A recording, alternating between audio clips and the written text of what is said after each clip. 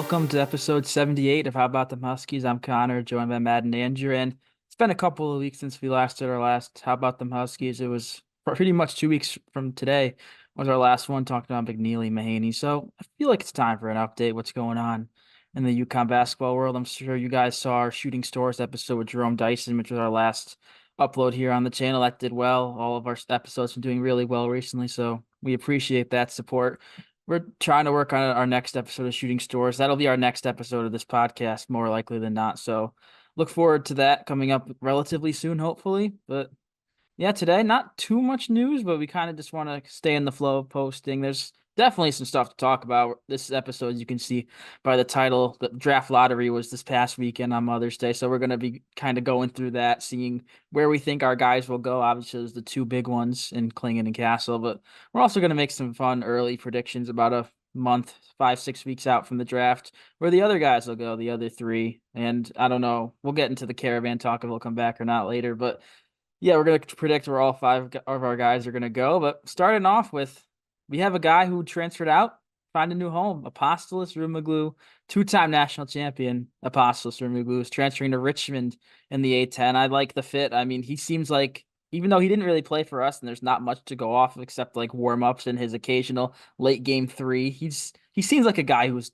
good enough to get minutes in the A10. I mean, he's a lengthy ball handler. He's clearly can make deep shots from three. It's just I feel like that's a good fit for him. He wouldn't go there, I feel like, if he wasn't gonna play. I mean, I just mentioned this on not calling our guys out, but Yaron Hassoun transferred to Southern Indiana. He didn't play there. I don't think this is a situation like that where he goes to Richmond just to ride the bench as the 12th man. I feel like he'll be in that rotation. I just feel like it's a really, really good fit. I know there's not much to say, but either you guys get any thoughts on that? Yeah, you just hope a guy like him, he obviously showed flashes towards the end of his career here at UConn, coming off the bench, just small cameos like you mentioned, but overall, when he came on the floor, I feel like he was obviously the best of those bench players, and he gave us those, productive minutes and minutes that, other players were kind of clocked out. And so I'm really interested to see, where he goes from here, what his role at Richmond looks like. It's very exciting. Yeah, I mean, like Matt had said, he was the first guy off the bench. Well, in the late stages of the game, the first guy that Hurley pulled off the bench for a reason. He is good. I know Connor said that there's not much to see besides like warm ups, and then when he comes in late in the game. But I mean, he showed flashes like that. Um, oh man, late in the Xavier game that we were all at. I mean, that the play at half court where he like went behind his back and went in for the dunk, like that was just a good basketball play. And I'm happy to see him going to like a team that's like in a pretty well known basketball conference, not some nobody team in a God knows what conference. The A10 is a pretty decent basketball conference, but I'm gonna be happy to see him getting some time because he came here, two-time national champion. He deserves to get some time. Yeah, in Richmond, it's not like a bottom tier A10 team. They were the one seed in the A10 tournament last year. I know a couple of years ago they made the tournament, won a game, I believe, against Illinois. That then they ran into Providence in their Sweet 16 run, which they probably won't get back to for a long time. But that's a side note. Richmond, they're a solid program. I mean, the A10 has a lot of solid programs. URI was looking at him. Obviously, URI is not what they were with Hurley, but they're still a solid program. Dayton's a top 25 team. BCU, St. Bonaventure, a whole bunch of teams in the A10. St. Louis is pretty much Indiana State now, who was pretty much a tournament team last year. So yeah, definitely a good league for him to get in. I feel like he's definitely going to surprise people. You see a transfer from UConn, you expect him to do well. So maybe there's a little more pressure than he wants, but I feel like he's going to do great. I certainly will try to catch as many games as I can, especially if he's playing, because I want to see how he does when he actually plays. Because in the time that he played with us, you mentioned he had a couple of games where he had like 5 points in like a minute and a half. So yeah, we'll close that thought. Happy for Apostolos. He found his home. Hopefully he's not a three-time national champion and a guy like Samson Johnson is. If he's three-time champ, good for him. If it's not us, we'll let it be Richmond. But yeah, can move on now to we'll go straight into the NBA draft stuff. Not much more went on in the past couple of weeks besides that news. And before we get into where we think the guys are going to go, the combine started today, and there's a lot of interesting numbers going around for the Huskies. One, we'll get this out of the way. This is most of you probably didn't even see this. It was a very short time, but they listed Stefan Castle's height wrong. They listed him at 6'2 1/4", which I mean, usually, I mean, you look at Snogo as technically 6'6 3/4" or whatever. Usually, you give yourself a few inches on like the team website or whatever. But I mean, Castle, he's listed at 6'6". There's no way he's 4 inches shorter. He's not. There was error on their end. Those listings, believe it or not, were Devin Carter's, which is hilarious because Devin Carter's the small one, not Castle. But yeah, I mean, people were flipping out. I myself was a little concerned because is this actually true? I figured it wasn't, but I mean, at the same time, it's professional stuff. It's the official listing, so maybe it is. But yeah, that was just funny to see this afternoon. Yeah, I saw that and I thought to myself, I'm 6'1" and I've stood next to him. There's no way he's 6'2". I thought to myself, I was like, that's gotta be wrong. Because like I said, I've stood next to him. He's not 6'2". He's clearly 6'6". But it was kind of just funny to see everyone on Twitter flipping out for the 30 minutes that was out there. But nobody's perfect. So I figured it had to have been somebody like Carter, maybe Dalton Connect or something like that. But it was just funny to see everybody on Twitter flip out for essentially no reason. Yeah, and after that fiasco, his official height wasn't released. The NBA took down the listing shortly after that, and they haven't put him back up. So his height is to be known. I saw other people say in the past he was listed at like 6'4 1/2" without shoes, which I feel like it's still smaller than we think, but it's more realistic than what they listed. I'll go through the rest of these guys. I don't know if you guys saw these, but maybe some will be surprising. Clingan, 7'1 1 3/4" without shoes on, which is massive.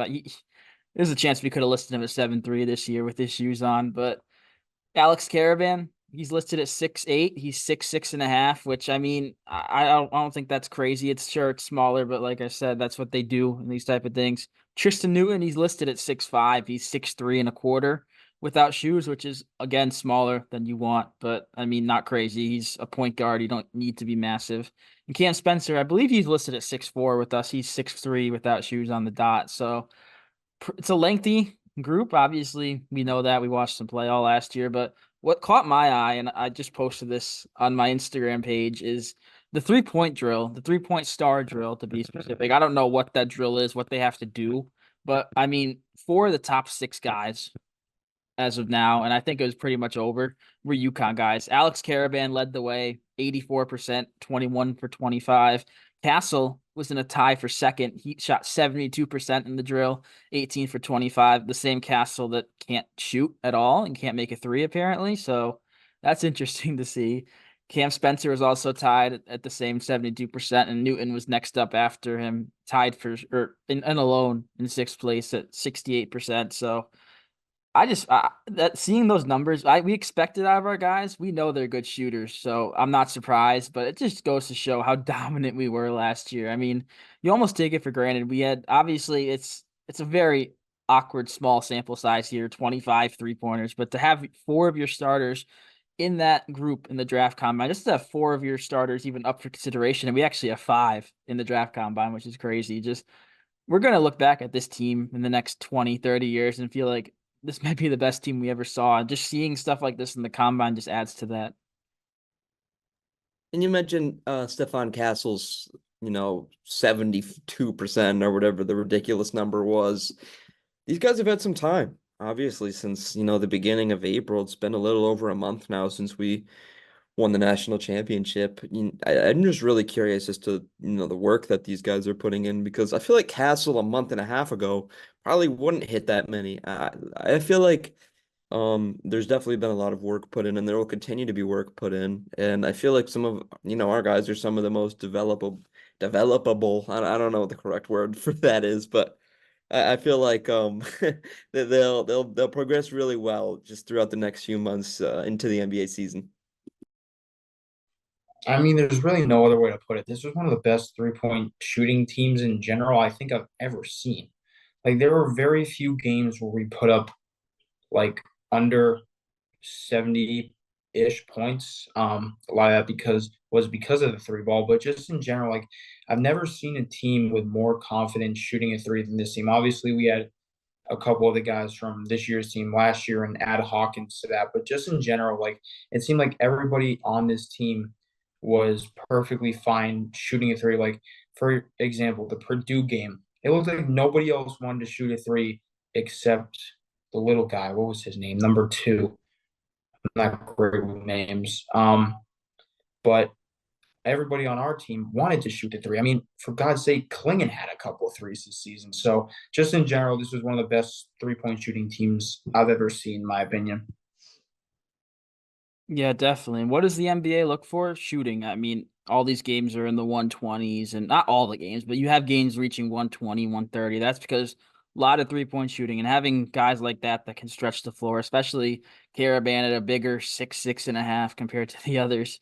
It's just that if you can shoot, I mean, we see it with Hawkins, we've seen it in the past. If you can shoot, you're gonna stick in the NBA no matter what. I mean, some of the guys that are worse shooters may kind of not stick, but I think all these guys, if they shoot like that, especially Castle, they're gonna have very long NBA careers. Maybe not stars, but like a role player. I mean, Alex Caravan's not gonna. I mean, maybe he will be now that I'm calling him out. He's not gonna be a star in the NBA. He's gonna be a guy that maybe can average double figures. He'll make 2 or 3 threes a game. That's not a bad thing. They need guys like that. That's a perfect mold for him.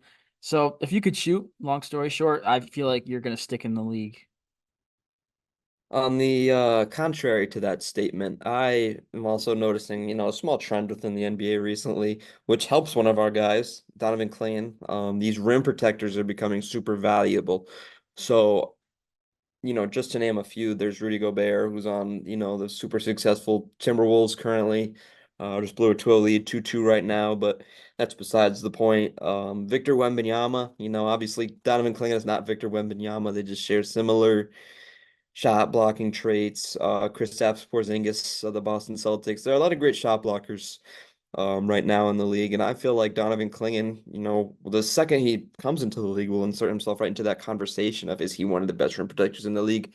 Obviously, that huge 7'2" frame, it's going to be difficult to get buckets over him. So, maybe a team in the top five is looking at Donovan Clingan and saying, hey, like all these rim protectors are making their teams more successful. Like, let's take a chance on this guy. That's a good segue into our main section here. We'll start with Donovan Clingan. He's a guy that we know the draft lottery, and I don't have the order up in front of me. The Hawks won it, Wizards are two, Houston's three. Forget who's four. Spurs are four, Pistons five, Hornets six. I don't know the order from there. But we'll just start with Clingan. I mean, you guys can go around first. Where do you think, as obviously this could change? It's May 13th. The draft is late June. As of today, where do you think Clingan's going? I'm curious because before you go, we didn't go over where we have each guy going. This is a surprise to us as well. So I'm curious to see where we line up. So whichever you wants to kick it off, you can kind of go in an order.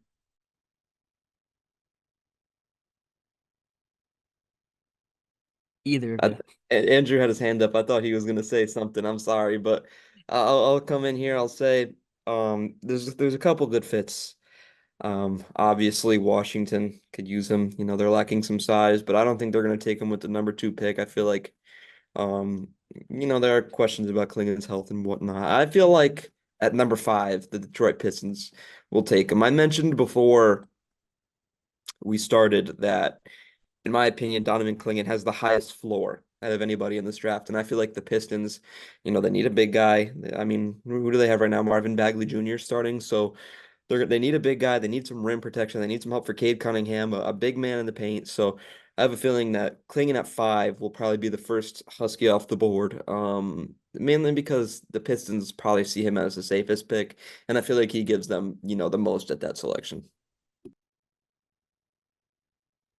That's why I wanted Matt to go first because I actually think that the Wizards are going to go right ahead and take him at 2 because they don't have a center. I mean, they have Daniel Gafford. Like he's not like Klingon needs to for him to be successful in the league, in my opinion. He needs to go somewhere where he's going to start instantly. And there's a trend with a lot of the teams in the NBA have great centers. I mean, even in the lottery, the Hawks have Capella. The Spurs just got Wembanyama. Like the Trailblazers have Aiton. Like I would like for him to go behind, like learn behind somebody, but it's just I don't think that he's going to be successful if he doesn't go somewhere and start right away. So I think that Washington's actually going to take him at 2 because they've also seen a lot more of him than a lot of these overseas guys. Now, the overseas guys are good, obviously, but they just I don't. It's a really weird mix with the overseas versus the college guys. Obviously, Wembanyama was the number one pick last year, and I, I don't get it with the overseas guys. I don't really get a lot of the hype behind a lot of them. But I think Washington's going to take Clingan with the number 2 pick. And this number 2 pick, this selection, I feel like this kind of shows where the college game has kind of gone in the past few years. I feel like Risa Share, I feel I'm gonna go with that. I'm just gonna pronounce it Risa Share throughout the length of this episode. But I feel like he's the consensus number 1 currently, to Atlanta. But I feel like at number 2, if it's not Klingon, it's going to be Sar, the guy from France, 7'1" big man. I feel like they bring similar things to the table. Sar, I feel like is more of a rebounder, defensive guy, like not necessarily around the rim as much as Klingon is. So I'm curious to see, because if it's not Sar, I feel like it will be Klingon there. But the fact that the NBA has been so internationally heavy over the past few years kind of gives him that edge to me just at this moment. So in my head, I have Sar going first. I mean, should he? Maybe. Who knows? I haven't seen him play. He's 7'1". The Hawks don't really need a center, but at the same time, the media is kind of pushing the narrative that he'll be the next, not next Wemby, but the next French number 1 overall guy. So in my head, I have him there. Number 2, Washington. Oh, Matt, you said Marvin Bagley you think is the Pistons center. He was. He was traded to Washington. He's actually starting for the Wizards right now. And that won't be for much longer because Donovan Clingan will be starting for the Wizards next year at number 2. I feel like I looked at fit more than like going number 2 overall. I mean, if the Wizards picked 4th, I probably would have had him go 4th to the Wizards. I feel like I have their depth chart up here right now. They have a glaring hole at point guard and center. They're set on the wing pretty much. Jordan Poole could play point guard. He's really more of a shooting guard, I feel like. You have Avdia, Kuzma, Bilal Coulibaly, you just drafted last year. You don't really need a wing or a forward, so it's pretty much center or point guard. And I mean, drafting a guy that could potentially be your cornerstone center for the next 10, 15 years, I feel like would be a no-brainer. And I'd certainly be interested to see how he does in Washington. I mean, they weren't great last year, but none of these teams really in the lottery, except for I guess the Rockets were decent. They have the Nets pick, but none of these teams in the lottery were that good. So it'll be interesting to see what situation they go into. But as of now, I feel like I like Klingan in that 2 spot. I feel like he has the potential to go 1. Will he? I'd be surprised, but it's that wide open that there's legitimately like 4 or 5 guys that could go number 1, and the draft is 6 weeks away. There's no clear Wemby or Zion Williamson or a guy like that who's been number 1 for 3 years. That's what I like about this draft. It could be anyone. It's going to be wild, but yeah, as of now, I have Klingan going number 2 to the Wizards, which brings us to our next guy, and probably the next most interesting. The rest are kind of just throwing darts at the board. Stefan Castle. I feel like he's a guy who's really had his stock risen recently. Where do you guys see Castle going in this draft?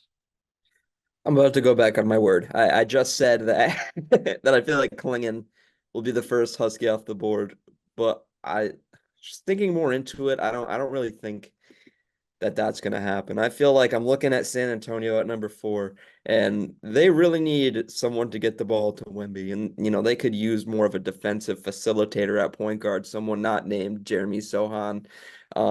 And I feel like at number 4, Castle could very easily go to San Antonio. I'm looking at NBADraft.net right now and just kind of like looking through player comparisons. They have him at where do they have him? At number 7 to Portland, but they're comparing him to Dante Exum. I think that's a little insulting to me, at least. He's just so much more versatile than Dante Exum. To me, he's more of a Shai Gilgeous-Alexander. I've been saying this forever, even before this year. So I'm ready to see Castle go to San Antonio, and I feel like that'll be one of the more fun young teams in the NBA if they take him.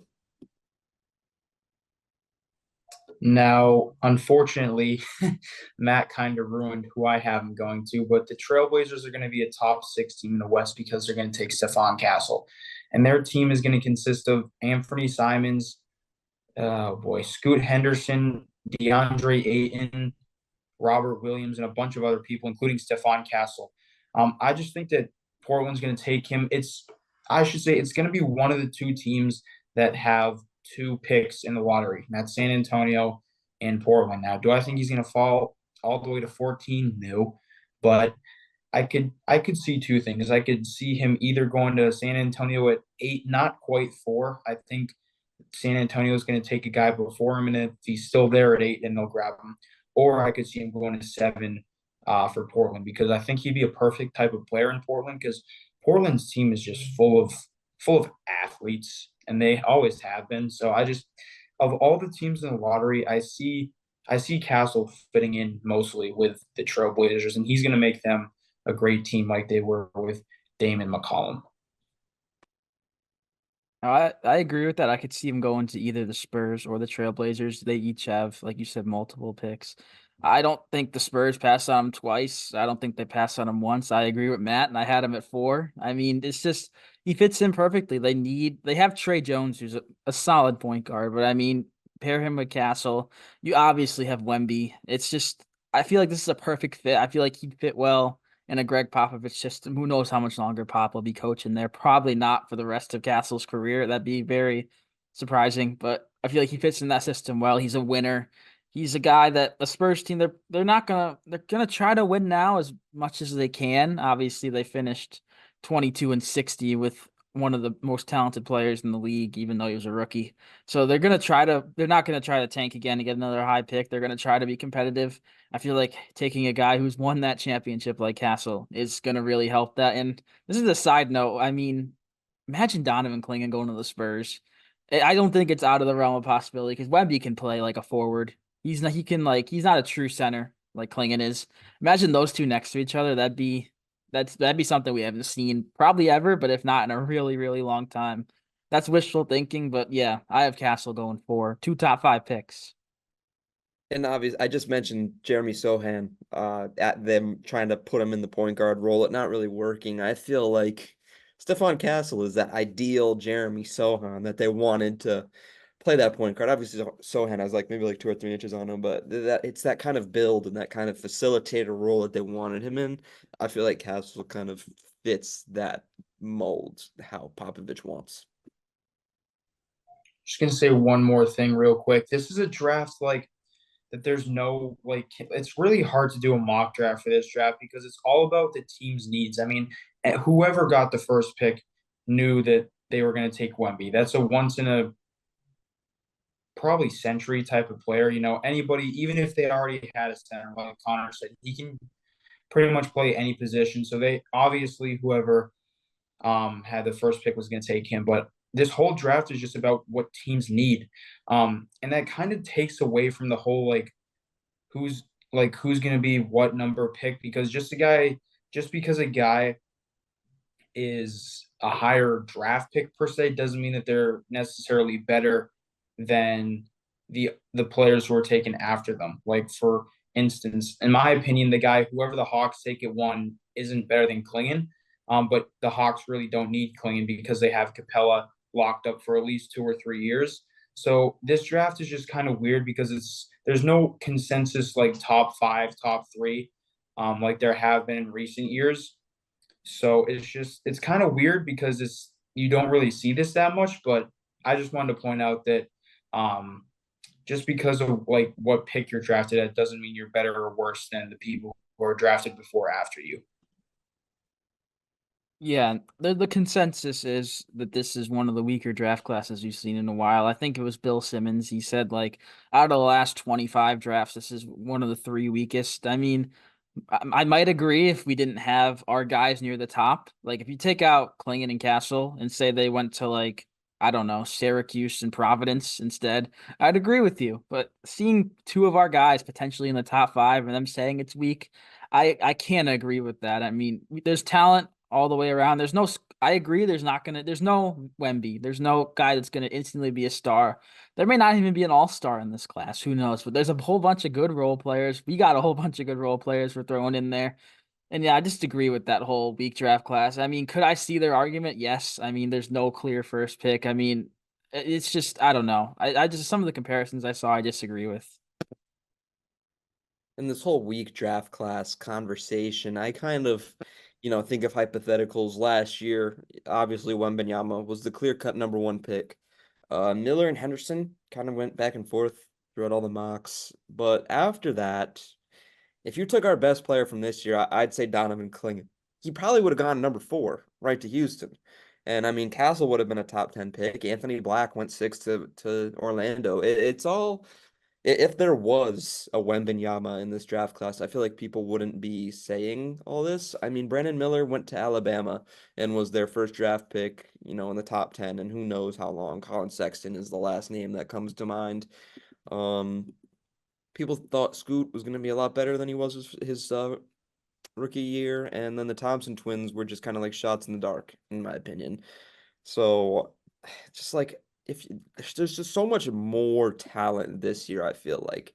So I'm looking at the picks: Jarris Walker, Cam Whitmore, Taylor Hendricks, Derek Lively. I mean, Derek Lively is a great player. I didn't hear anything about Taylor Hendricks all year. Cam Whitmore was on and off injured.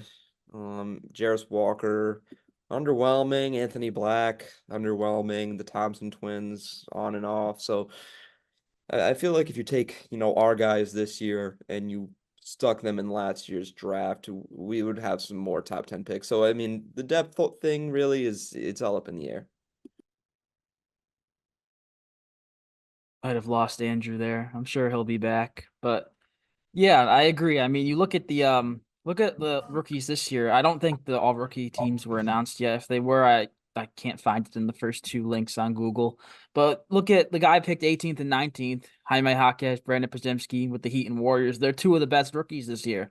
So it doesn't have to be a top pick that is a star. And I feel like that's going to be a theme in this draft class. Some of these lower guys are going to end up being some of the better picks. So let's just go into those lower guys. We'll start with Alex Karaban. I mean, he's the one guy who, I mean, I feel like we all hope he comes back and goes for that 3rd title, but seeing him shooting 90% in one of these drills, leading it with 84%, it's looking less and less likely, which good for him. If he's gonna go out like this, go out on top, doing well in the combine.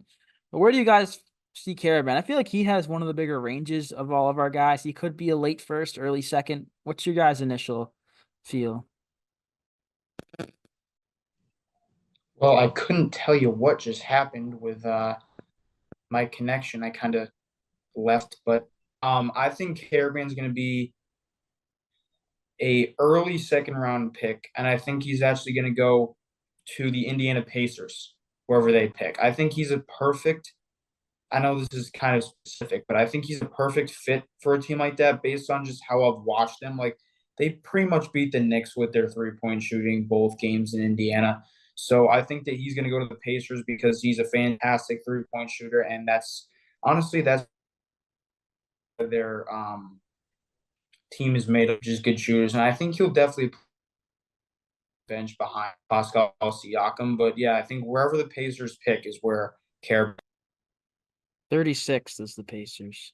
So that's where you got Caravan. Yeah, I'm looking at it right now, just like mock drafts and everything. I don't think he's gonna fall to the second round. I feel like one of the teams looking for solid bench pieces will take him because they kind of know what he brings to the table.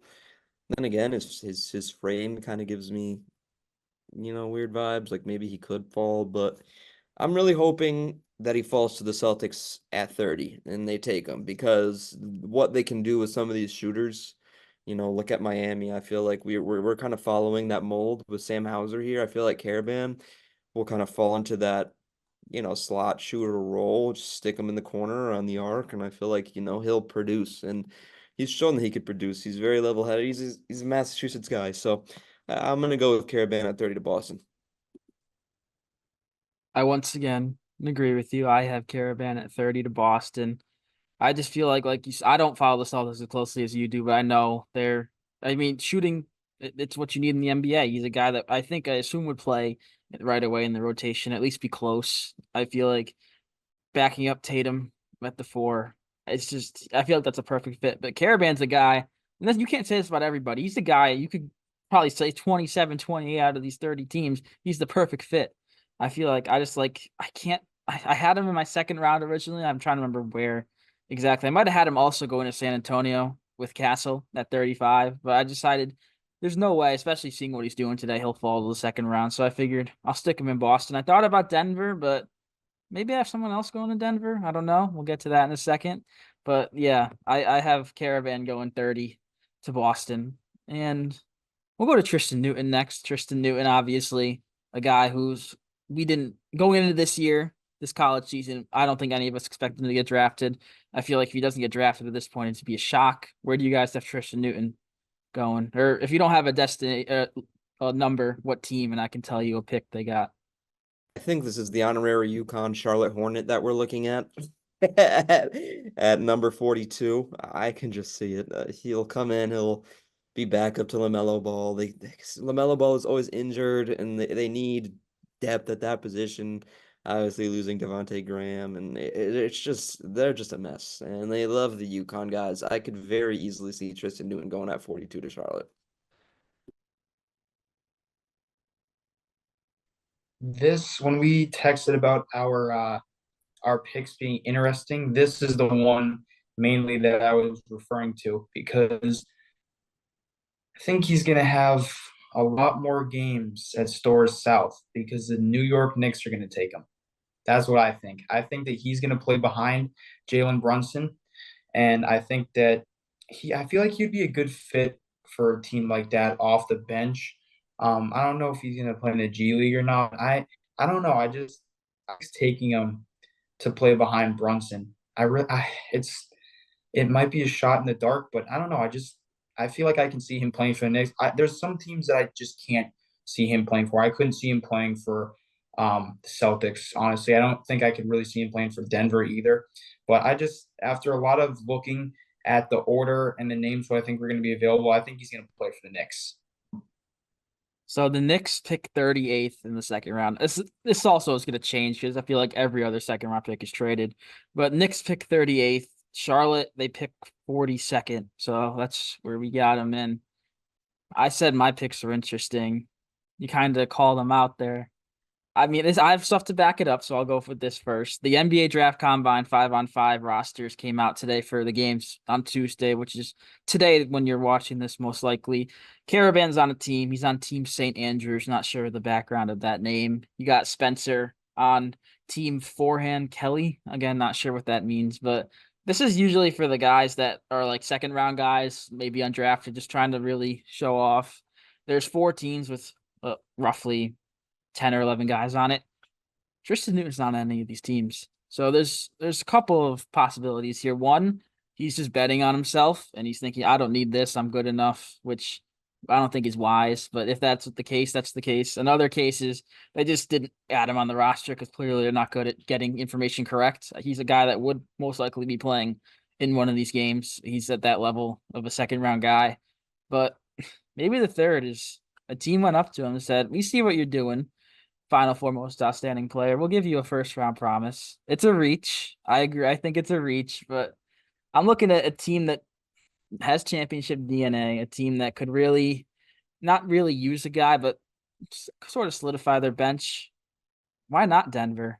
It's a late first round pick, 28th overall. We usually see some crazy reaches. I feel like this could easily not come true. I'm not expecting it to, but let's have some fun. I can see him being a riser, maybe not quite like a Jaime Jaquez, but like a four-year guy that I guess Newton's a 5-year guy, which is a little different, but a senior that's won. Jaquez made a Final Four. Newton won 2 titles. I see a similarity there.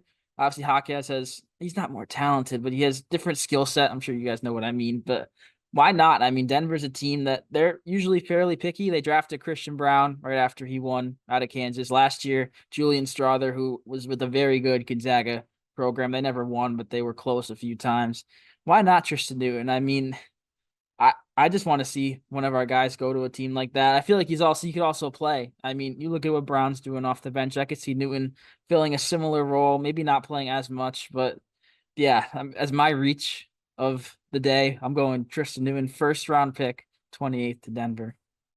And one of Denver's biggest struggles this year, I have to agree with you, is just kind of those bench pieces. Where is this production coming from? One of their biggest pieces in last year's championship run, Bruce Brown, left for Toronto. So they're still kind of looking for these pieces and these new players to add to the puzzle. And I feel like Tristan Newton can kind of come in and take that Bruce Brown role, and I feel like he can play it pretty well. So, that's not too far of a shout there. Yeah, and I probably wouldn't have done this if I didn't see he wasn't on those combine teams. It's just you see guys like Oso Ighodaro, Trey Alexander, they're like fringe first round guys, I feel like. They're playing in it. Let's see some other names that could be first rounders. Karaban's playing in it.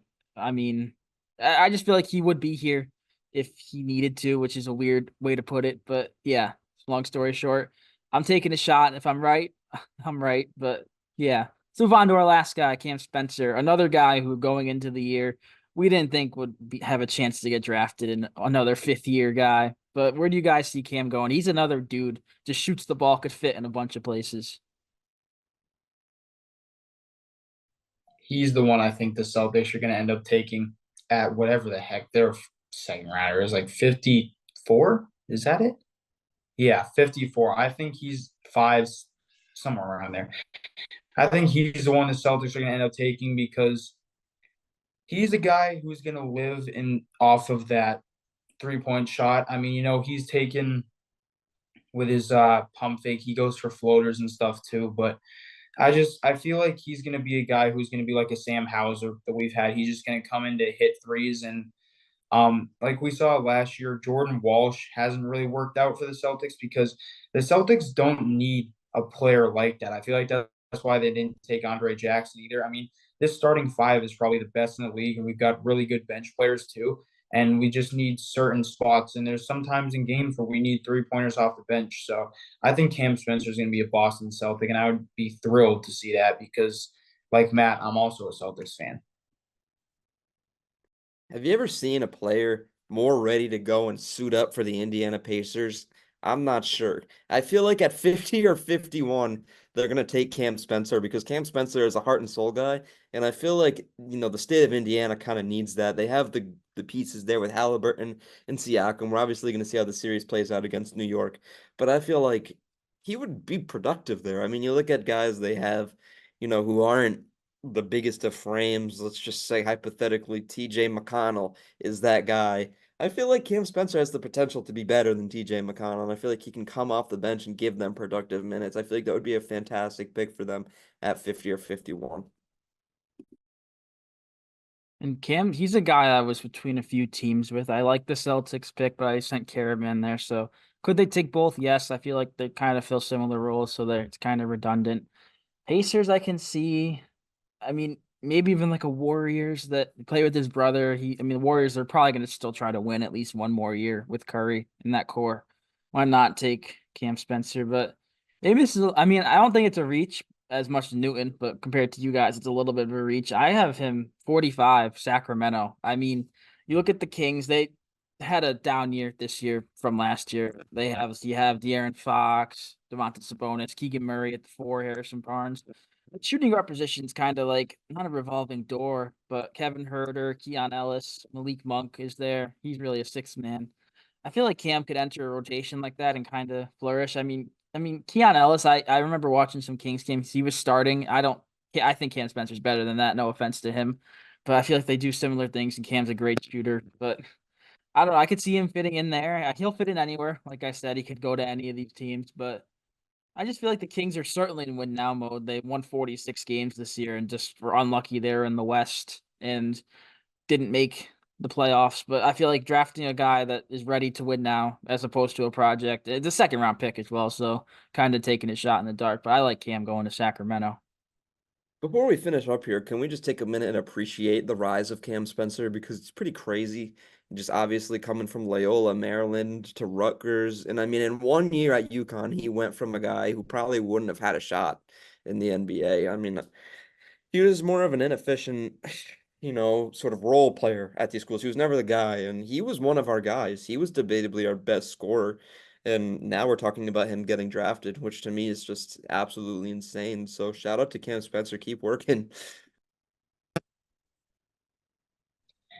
I mean, I would be lying, straight up lying, if I said I saw what he did coming. I remember the night that he officially committed. Like he doesn't have any social media, and it came from Ross. Like all right, cool, we got a Joey Calcaterra 2.0, a guy who's going to come off the bench, hit a few threes, have some good nights, have some bad nights, and do that. I'd be completely lying, and so would you and you. because if you said you saw what Kansas was from a mile away, because nobody did. I can tell you right now, I'd not have him in my starting lineup when he was coming here. I thought he was just going to be a bench guy, and we were get some transfer from somewhere, or a guy like DR would start at the point guard and slide Newton down or something like that. But I like Cam Spencer, like the year that he had here was just incredible, and I'm so thankful that we got him over somebody. But just in general, what he did for in this 1 year was just unreal, and that's why someone like him deserves to get drafted over maybe someone like son of an NBA legend, but we won't name any names. Yeah, and I remember our initial conversation talking about when we got him. Is he Hawkins? Is he Joey? He'll probably be somewhere in between. He was just as important as Jordan Hawkins was to their respective teams. None of us saw that coming. It's rare to see, maybe like this, maybe having a weaker draft helps in a sense. It's rare to see these fifth year guys get drafted. Usually they're undrafted free agents, but a guy with Cam's talent, Cam's passion. I mean, none of us, even like once the season started, we all were kind of surprised when he did that against Carolina, against Baycott going right up in his grill. Just the passion he has. He's a trash talker. We didn't see that out of him, especially like Andrew, you mentioned no social media. Usually kind of equate the two, trash talker, social media. He doesn't have social media. He just talks on the court. But yeah, I agree, Matt. That was much needed to commemorate him, congratulate him, because I mean he led Rutgers in scoring last year, but it was a bad Rutgers team, and he did it. He wasn't as efficient, nearly as efficient as he was this past season. But yeah, I'm happy to have him. I'm hoping that he's a model for the future. Maybe Aiden Mahaney can be not the next Cam Spencer, but something similar. Some guy that really takes the next leap in this system as a top shooter, top scorer guy. And yeah, so think that'll do it here, unless you guys got any closing thoughts. Episode 78. It was a bit longer than we expected, but it's fun to talk about draft stuff. Matt, you want to close this out one last thing? Yeah, I just wanted a Zach Edey prediction Ooh. from you guys. We never really talked about it, but I feel like I saw his name on there and I was like, they have him going to San Antonio at 35. I like couldn't ignore it. I don't imagine that Wemby and Edey. Um, I have the order here. I think he's a first rounder. As he could go. I've seen him in the lottery. I've seen him, like you said, 35. He has the largest range by far. I honestly don't know. I I'll say a range. I think he's in the 16 to 20 range. I don't know what team takes him. I feel like that's his level. I see Toronto at 19. Let's stick him up in Canada where he belongs. That's gonna sound very wrong, but he's from Canada. So we'll stick him back in his it's not even a state, home country of Canada. So yeah, sure. Zach Edey, 19th to Toronto. I saw a mock draft that has the Celtics taking him, and while I do think that we do need a big, I don't want it to be him just because I care about UConn more than the Celtics. Um, but my God, Connor, can you read to me who's 15 to 22? The order? Yeah, like which teams are Yeah. 15 to 22? Miami, Philadelphia, Lakers, Orlando, Toronto, Cleveland, New Orleans, Phoenix. Hmm. Oh boy. He Yeah, might heads end up up. being teammates with Jordan Hawkins. I mean, NBA none of those other draft teams need it. NBA draft.net has Johnny Furphy going at 20 to Cleveland. Huh. Hmm. This whole thing's a mess. But I think of all those teams, who's 23 to 26? You Milwaukee. got Bucks at 23, Knicks 24 and 25, Washington 26, but they have Clingan in our Oh, world, so that's Jesus. probably not happening. My God.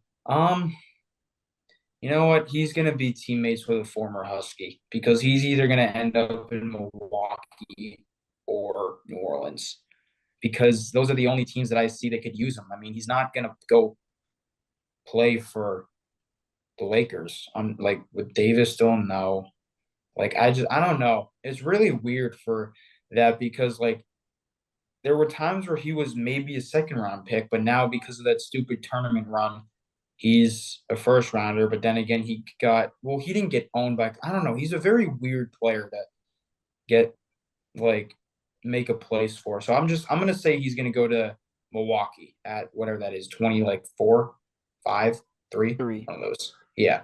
23 to Milwaukee is my prediction to play with Andre Jackson. I said Karaban's the guy that fits on every team. Edie's a guy that he fits on every team, but also fits on none of the teams at the same time. He's that's weird. Every team could use a guy that's 7'4", but how many realistically need them? I don't know. But yeah, I think now we'll finally do it. Episode 78. Like I said, our next episode will likely be shooting stores. We're trying to get a guy. I'm not going to say who in case it falls through as usual, but it's going to be a good one. You guys are going to like that one if it happens. I'll just leave that at that. So, yeah, look forward to that. I don't know when, hopefully within this next week or so. And yeah, thanks for watching.